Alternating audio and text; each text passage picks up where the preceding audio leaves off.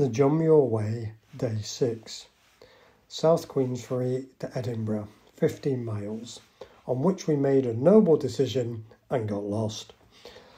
After a poor night's sleep, because the bed was effectively in a hothouse and wonderfully the sun had shone until after 10 p.m. the previous evening, I'd kept the window open to hear the seagulls squawking at each other and keep an eye on one watching me from a chimney which was clearly working out if it could fly through the window.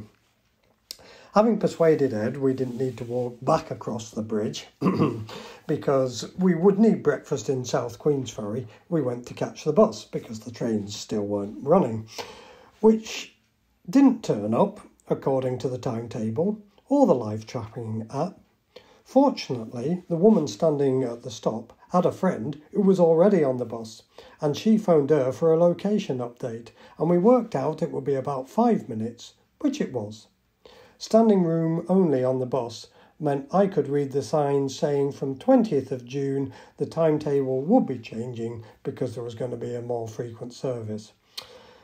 We got off at the end of the fourth bridge and made our way down into South Queensferry, where we rejoined the official route and immediately stopped for breakfast. The full everything. It was the best breakfast so far by far.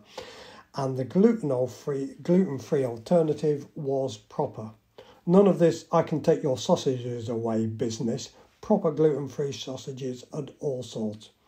With great views across the Firth of Forth, we reluctantly finished and got on our way. Began with a very pleasant stroll under the canopy of trees with the sun shining and even the occasional little shower as the wind rustled last night's rain from the leaves. Passing Hound Point where the tankers fill up to take the oil to far-flung places, because I can't think how we could make use of the oil in this country right now, can you? We made our way past another castle estate with no benches. Suppose don't want the proletariat lounging about, making the places look untidy.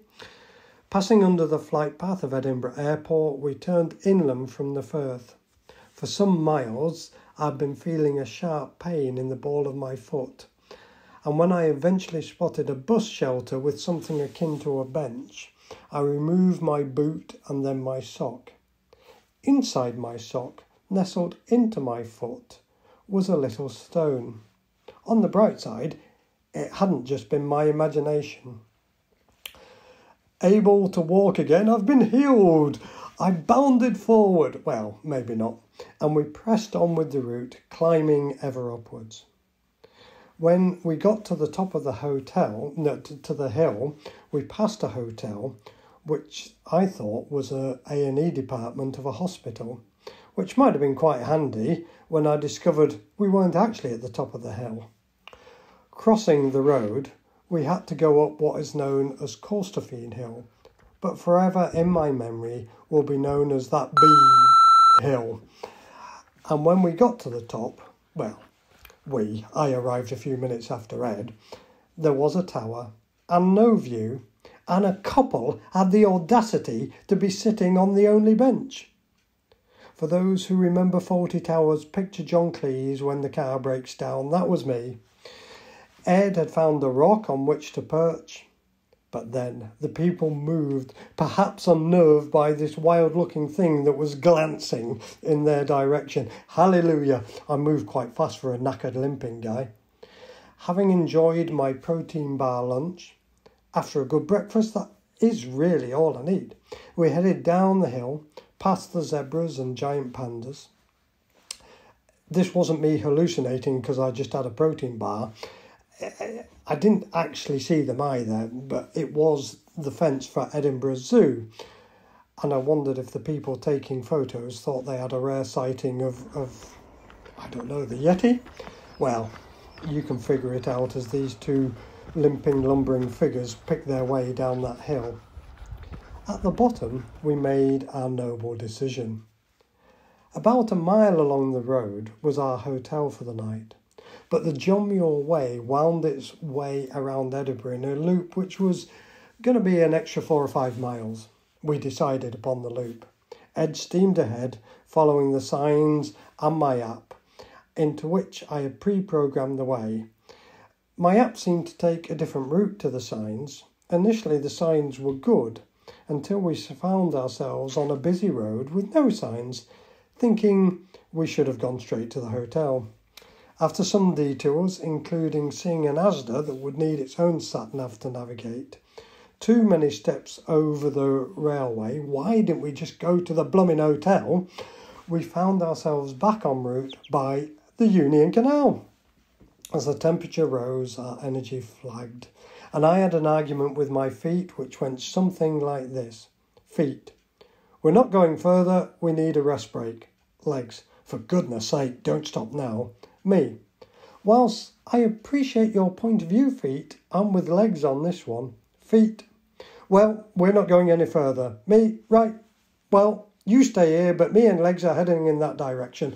I won, and feet sulked the rest of the way, legs smirking till I told them to behave, which of course they wouldn't.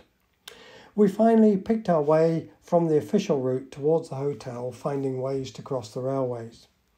We came out on the street almost opposite where we were staying. Brilliant. It was being dug up and all barriered off. It would be, wouldn't it? Of all the streets in all of Edinburgh.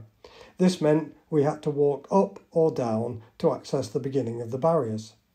Of course, if we'd taken the shortcut, we'd have been spot on just entering them at the beginning.